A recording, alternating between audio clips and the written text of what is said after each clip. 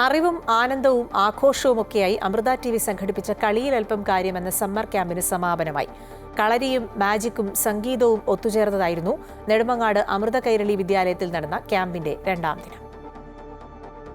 ശാരീരികമായും മാനസികമായും ഉന്മേഷവും ഉല്ലാസവും നൽകുന്ന നിരവധി വിഷയങ്ങളിലാണ് പ്രമുഖർ കുട്ടികൾക്ക് അവബോധമുണ്ടാക്കിയത്. ആയോധന കലയായ കളരിയുടെ വിവിധ മുറകൾ പരിചയപ്പെടുത്തിയത് അഗസ്ത്യം കളരിപ്പയറ്റിലെ മഹേഷ് ഗുരുക്കളാണ്.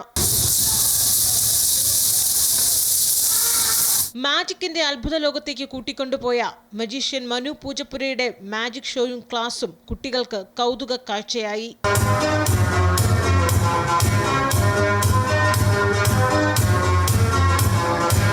ആരോഗ്യമുള്ള ഭക്ഷണശീലങ്ങൾ തിരിച്ചറിയാൻ ഡോക്ടർ ഹരിപ്രിയ നടരാജന്റെ ക്ലാസ് കുട്ടികൾക്ക് പ്രയോജനകരമായി.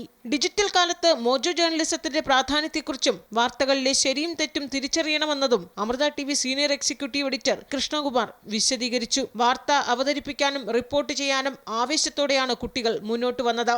അമൃത TVയുടെ ഒരു സമ്മർ ക്യാമ്പ് മനോഹരമായി തുടർന്നുകൊണ്ടിരിക്കുകയാണ്. കുട്ടികളെല്ലാവരും നല്ല ഹാപ്പി ആയിട്ടാണ് ഇരിക്കുന്നത്. പിന്നണി ഗായിക അഖില ആനന്ദ് കുട്ടികളുമായി സംവദിക്കുകയും അവരുടെ ഇഷ്ടഗാനങ്ങൾ ആലപിക്കുകയും ചെയ്തതോടെ 2 ദിവസത്തെ ക്യാമ്പിന് അത്യന്തം ആഹ്ലാദകരമായ സമാപനം.